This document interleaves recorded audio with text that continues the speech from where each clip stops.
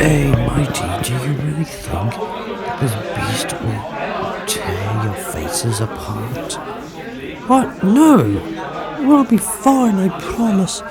I hope Mac doesn't get separated as well. So I'll be gone. I'll be dead if I would seen him gone off by now. Whatever. We'll do our best tonight to stay in our sheds until that big thing arrives. That's on stage. I'm sure there'll be nothing to be afraid of. Oh my god, I just killed him! I know, right? He was a good friend to us. Wait a minute, go on, no! Kids can just chill.